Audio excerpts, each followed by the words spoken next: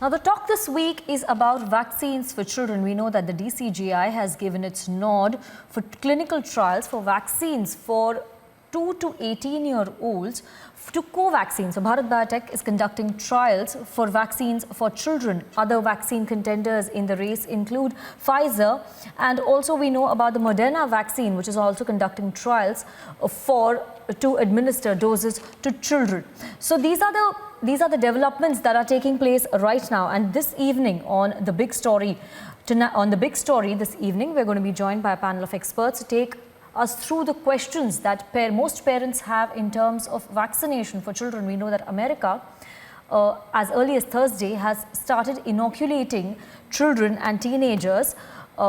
The vaccination drive has begun, and teenagers in America are taking vaccine doses. We will be joined by a panel of doctors, Dr. Sanjeev Bagai, who is a senior pediatrician and chairman Nephron Clinic, Dr. Krishan Chugh, director and HOD pediatrics of Fortis Hospital, and Dr. Ankita Baidya, infectious diseases specialist from AIIMS in New Delhi. These doctors will be joining us live, and we already have Dr. Sanjeev Bagai and Dr. Baidya joining us on the screen in this special broadcast. Dr. Sanjeev Bagai, my first question to you would be, how soon can we expect vaccines for children? Good evening. So the Indian trials, as far as Covaxin is concerned, they've got the nod for phase 2 and phase 3. In my opinion, it would take anywhere between 3.5 months or even up to 4 months with the data analysis and all the trials being completed. They're doing approximately 550 children. Having said that, there is already a precedence as far as US is concerned, in which the mRNA vaccines, Pfizer's, have already been cleared of 12 to 18, and the clinical trials in US and Canada are already on from an age group of 6 months up to 12 years. In that group, they have included 6,700 children.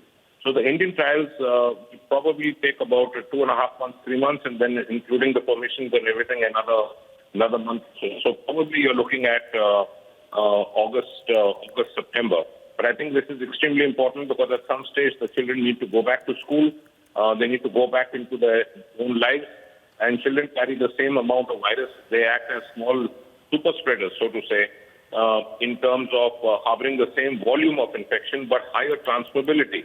So children transmit much more than adults, and they can be asymptomatic carriers for more than 60-65% of the time.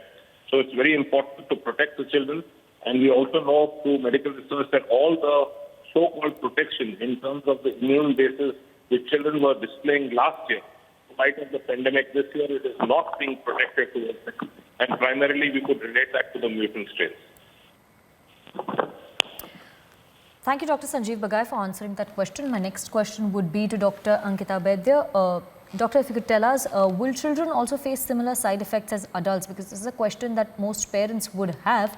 Will children also face similar side effects that adults are facing when they get their dose of vaccine? If we talk about any vaccination, the usual side effect that comes with flu vaccine also is sometimes mild fever, the pain at the site of injection. So because that side effect, these are mild, and even if that comes in the children also, we don't have to panic about that. But the thing is, as we see that these vaccines are getting fast-tracked, and this is the need of the time, because in the third wave, we are expecting that the children may get a sicker version of the disease. So in that case, if we are able to vaccinate them early, so that if at all there is a third wave with more pediatric population getting involved in that, so they have some immunity against this virus, and they can actually also develop just a mild disease, and the casualties can be reduced. So if I talk about the vaccine side effects, we should be more worried about the virus side effects per se, rather than the vaccine side effects. But yes, the trials are always required.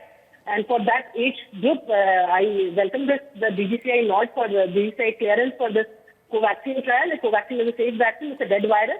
And if this vaccine gets a clearance in the phases of clinical trial in next 3 to 6 months, that will be a welcoming step when we consider about the vaccination in children. We know that the vaccination in children is very much streamlined. And this Covaxin or the COVID vaccine added to the list will actually gain immunity in the children also against this COVID virus. So really the fear of the vaccine should not be considered per se. It's the virus per se, and the vaccination should be a welcoming step if it clears all the hurdles of clinical trials. Yes, thank you, Dr. Baidya, for answering that question. Dr. Sanjeev Bagai, just taking that answer forward, would like to also get your opinion on this. What should be the point of concern in inoculating kids? Because we would also see some sort of vaccine hesitancy among parents for their children. So how does a parent deal with that? Would that be one of the concerns? So, two parts to your question. Let me answer the second part first. I think the vaccine hesitancy overall in India is grossly diminished. I think most people understand that the only way to fight this pandemic and the only barrier between human beings and death, so to say, is vaccination and masks. So I think most parents, once the approvals come in from the regulatory authorities in India, would be very happy to vaccinate the children. The second point is with regards to the safety aspects. The vaccinations in children between 12 and 18 internationally have only shown 0.1% local reactions. No hospitalizations, no death, no critical cases. So as far as the protection is concerned, it's 100%. I also want all the viewers to understand and not to ever mix up local reactions versus side effects. So the local reactions are there with any injectable. Even a tetanus injection can cause a little bit of stiffness or pain or mild fever for a few hours or maybe a day. These are not side effects. The serious side effects which were seen in the mRNA vaccines are not there now as far as the anaphylaxis and things are concerned with Covaxin. So these vaccines are extremely safe. They carry a very good safety profile. And I would strongly urge through your platform and your channel that all parents, once this is cleared for clinical use, should come forward with their children. This is going to give a huge protection to the children. There is the largest study which has just been published today in the morning in Nature's International, which has shown the presentation of the pediatric population is extremely variant as last year. So children are getting more susceptible. The numbers have doubled between 12 and 18. They are extremely susceptible. So vaccination is of prime concern for this age group. Dr. Sanjeev Bagai, thank you very much for answering that question. We are also being joined by Dr. Krishan Chugh right now. He's joining us on the panel. He's the Director and HOD of Pediatrics from the Fortis Hospital in Gurugram. Dr. Chugh, if you could answer our next question for our viewers. Would it be safe for schools to reopen if children are inoculated? If yes, what are we expecting? When are we expecting the schools to reopen? Well, if children have been inoculated to a great extent, let's say 70-80% of them have been inoculated, that would be a very safe time. And of course, at that time, the virus that is going around should not be a new mutant virus, so that the immunity that has been achieved by the current vaccine is effective against that particular virus going around at that time. So since no vaccine has yet been approved for children in our country, and it is not likely that we'll soon have a huge number of children vaccinated, I don't see schools opening very soon. Even if schools open, I'm not sure whether the parents would agree to send their children if the numbers of the COVID patients are as high as they are currently. Yes. Dr. Chugh, just taking forward your answer to our next panelist, Dr. Ankita Baidya, if I could ask you, is there a particular age at which the vaccine is most effective? And once vaccinated, what is the time period that we're looking at so that children can gain immunity? Vaccine response is always, there is an individual variation when we talk about vaccine response. So your immunity, like whenever we talk about vaccine efficacy, so it is not 100%. It cannot be 100%. So different vaccines, COVID vaccine has also shown variability in the efficacy of the vaccine. So if I talk about which is the age group that has shown the maximum response, so this data still we have to collect and we have to analyze. But yes, if the children are vaccinated for this vaccine and they get the clearance, so we expect that the immune response should be similar, because whatever we see with the normal other vaccines that are already being used in the children, they don't have a significant difference when we talk about the adult vaccination. So this vaccine efficacy should be very similar to what we are seeing in adults right now. And also, if the children are getting vaccinated, so what we are seeing that after the 2 doses, it also depends upon which vaccine is basically cleared for the vaccine.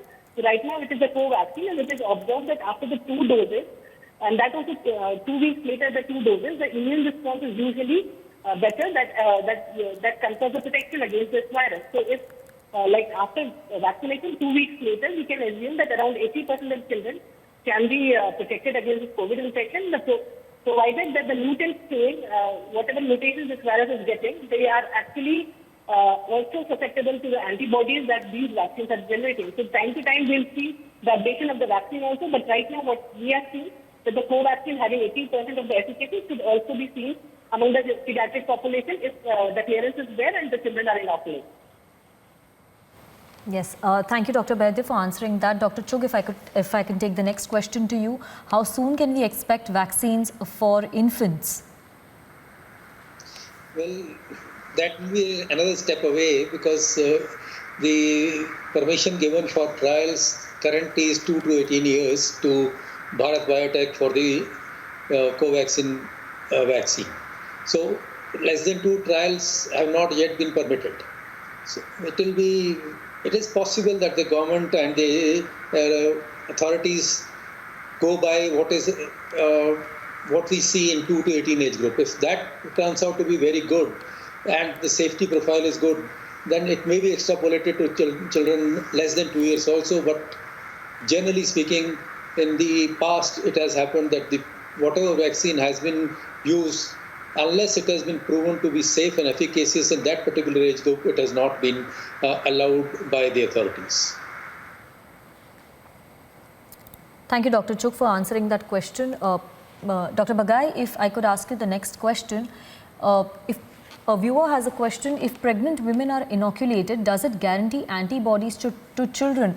Now, I believe this question emerges from certain news reports where it was said that a first baby born with COVID antibodies after the mother got the Moderna vaccine. So, is it possible in all other vaccines as well? If a pregnant woman is getting inoculated, the newborn is born with antibodies?